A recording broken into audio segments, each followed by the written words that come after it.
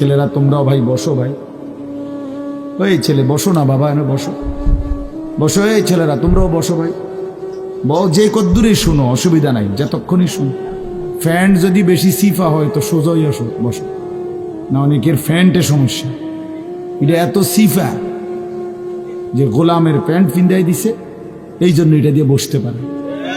এটা জানুন না? না, এটা ঐতিহাসিক তথ্য, মানে দুষ্টামি না। যাদের প্যান্ট সিফা, এটা হলো গোলামের পোশাক, মানে কৃতদাসের পোশাক। হ্যাঁ, এটা হলো আফ্রিকান, যাদেরকে দিয়ে পৃথিবীতে কৃতদাসের কাজ করাইতো, অর্থাৎ এই ভেড়া, বকরি, উট, দুম্বা এগুলো লালন পালনের কাজ করাইতো। তো তাদেরকে এরকম সিফা প্যান্ট ফিনে, মানে টাইট, কেন? যাতে বসতে না পারে।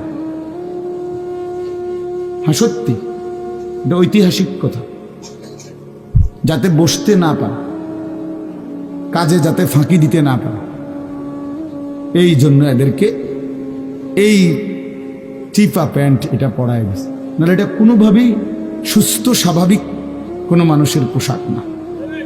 সামান্যতম সুস্থতা আছে যার ভিতরে, সে এত টাইট এটা পরে কিভাবে? তারা হাঁটে কেমনে, বসে কেমনে, পেশাব পায়খানার জরুরত আছে মানুষের, তাইলে এটা পড়া মানে দাঁড়াইয়া প্রস্রাব করা ছাড়া তো অন্য কোনো সিস্টেম না, নাহলে এটা সে কিভাবে বুঝবে? তাইলে এত কষ্ট করে মানুষের পোশাক আল্লাহ তাআলা নাজিল করেছে। ইয়া বনি আদমা কাদ আনজালনা আলাইকুম লিবাসান, কোরআন শরীফে আছে। আল্লাহ বলেন, হে বনি আদম, আমি আল্লাহ তোমাদের উপরে পোশাক নাজিল করেছি।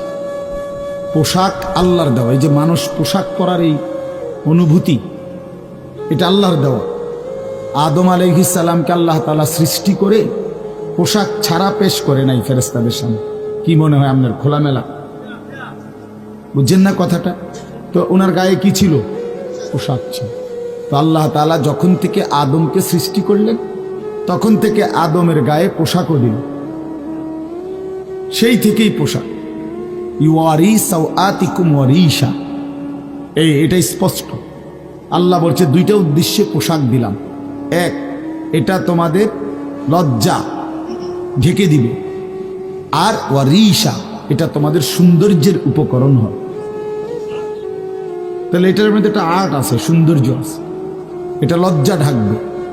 এখন যদি লজ্জাই না ঢাকে, এটা যদি সতরই না ঢাকে, তো এটা হলো কি?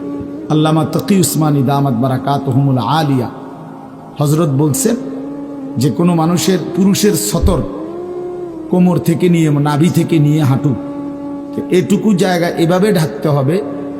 একে তো মোটা হইতে হবে কাপড়, যাতে করে পাতলার কারণে চামড়া দেখা না যায়। আরেকটা হলো এতটুকু ঢিলে ঢালা হইতে হবে, যাতে করে এতটা টাইট হইয়া না লাগে, যেন অঙ্গ প্রত্যঙ্গ, রান, পিছনের অংশ কার কেমন এটা বোঝা না যায়, স্বাভাবিক যেন ঢিলে ঢালা হয়। নাই তো এটা কি হয় না, পোশাক হয়। একবারে শরীর সাইজ কাইটা বানানো, এটা কোনোভাবেই সৌন্দর্য না। এই জন্য এটা একটা গুরুত্বপূর্ণ বিষয়। এটা বলে অনেক সময় অনেকেরই দেখি, এই বেচারা আমাদের সাথেও কোনো সময় দেখা করতে আসলে মাদ্রাসায়, মনে করেন মাহফিলের দাওয়াত দিতে আসছে, অথবা এমনি দেখা করতে, তো আমাদের তো নিচে বসতে হয়, চেয়ার টেবিল নাই। তো এই নিচে বসতে কইলে আর বই তারা এটারে টানতে টানতে ফ্যান্ট যান শেষ। বেচারা নিজেও কষ্টে পেরেশানিতে পড়ে, আমরাও পেরেশানিতে পড়ি। এই জন্য স্বাভাবিক ঢিলে ঢালা পোশাক পরা উচিত, একটু যেন করে চলতে ফিরতে আরাম হয়। ভাই তোমরা বসতে না, তাহলে চলে যাও বেটা, অপদার্থ কোথাকার, যাও এখান থেকে বেটা। হ্যাঁ যাও, তোমার মতো দু চারজন শ্রোতা না হলে কি ফালতু কোথাকার। এতবার বললাম, এটা বসতে ক্ষতি কি? আল্লাহর কথা বসে শুনতে হয়। এটা এতবার একটা কথা বলতেছি, এটা যদি গুরুত্ব না হয় তো এটা কি হলো আমার? বলেন, আল্লাহর কথা বসে শুনতে হয়, এটা তো একটা সার্কাস না। কি বলেন, এটা কি একটা সার্কাস? তাইলে কোরআন শরীফে আছে এটা। মুসা আলাইহিস সালামকে আল্লাহ তাআলা তুর পাহাড়ে জুতা খুলতে বললেন কেন? জুতা খুলে বসবার জন্য। আল্লাহর কথা বসে শুনতে হয়, জুতা খুলে শুনতে হয়, তাইলে নিজের মধ্যে পরিবর্তন আসে। আদব ছাড়া এলেম হয় না। কোরআন সুন্নাহর যে জ্ঞান, এই জ্ঞানের জন্য আদব জরুরি। অন্য পড়ার জন্য এটা এতটা জরুরি। বাংলা, অঙ্ক, ইংরেজি, পদার্থ, জীববিজ্ঞান পড়ার জন্য পেশাব করে ফানি লন লাগে না। বুঝেন না? দাঁড়াইয়া বসুক, বসে পড়ুক, বসে পেশাব করুক, এতে কোনো অসুবিধা নেই।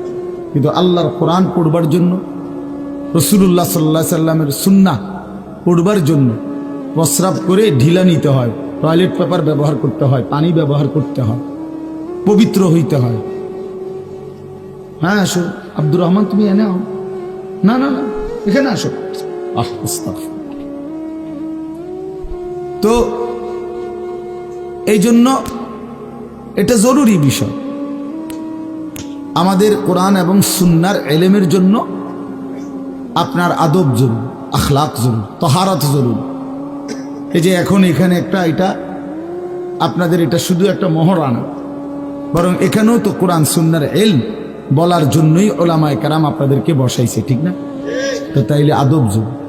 মাওলানা ইয়াহিয়া বয়ান করতেছিলেন, হ্যাঁ আল্লাহ তাআলা, আমি যেটুকু আইসা মাত্র শুনলাম, আল্লাহ তাআলা হাসরের ময়দানে এক কদম পাও বাড়াইতে দিবেন, জিন্দেগির প্রতি ইঞ্চির হিসাব হবে। আন উমরিহি ফীমা আফনাহু, পুরা হায়াত বান্দা কোথায় ব্যয় করেছো বলো আমাকে, আমার দেওয়া হায়াত। ওয়া আন শাবাবিহি ফীমা আবলাহু, শুধু যৌবনটা কোথায় ব্যয় করেছো সেটা আমাকে আলাদা বলো। ওয়া আন মালিহি মিন আইনা ইকতাসাবাহু ওয়া ফীমা আনফাকাহু, প্রতিটি টাকার ব্যাপারে হিসাব দাও দুইটা।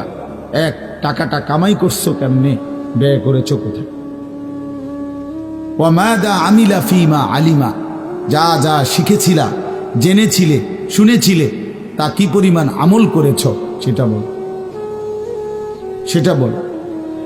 এই জন্য এই বিষয়গুলো জরুরি। বা রাসূলুল্লাহ সাল্লাল্লাহু আলাইহি সাল্লাম বলেন, এগুলো উত্তর না দিয়ে কোনো মানব সন্তান হাসরের ময়দানে এক কদম সামনে যাইতে পারবে না, এক কদম সামনে যাবে। কোরআনুল কারীমের মধ্যে আছে, আল্লাহ তাআলা বলেন, ফাওয়ারাব্বিকা লানাসআলান্নাহুম আজমাইন আম্মা কানু ইয়ামালুন। আল্লাহ তাআলা বলেন, আমার কসম, মানে আল্লাহর কসম, আল্লাহ নিজের কসম করে বললেন, আমি অবশ্যই তোমাদেরকে জিজ্ঞেস করব, অবশ্যই অবশ্যই সকলকে, আজমাইন, সকলকেই আমি আল্লাহ জিজ্ঞেস করব, আম্মা কানু ইয়ামালুন, দুনিয়ার হায়াতে যা তোমরা করেছে। এই জন্য আল্লাহ তাআলার আড়াল হওয়ার কোনো সুযোগ নেই, হিসাবের বাইরে আমরা কেউ না।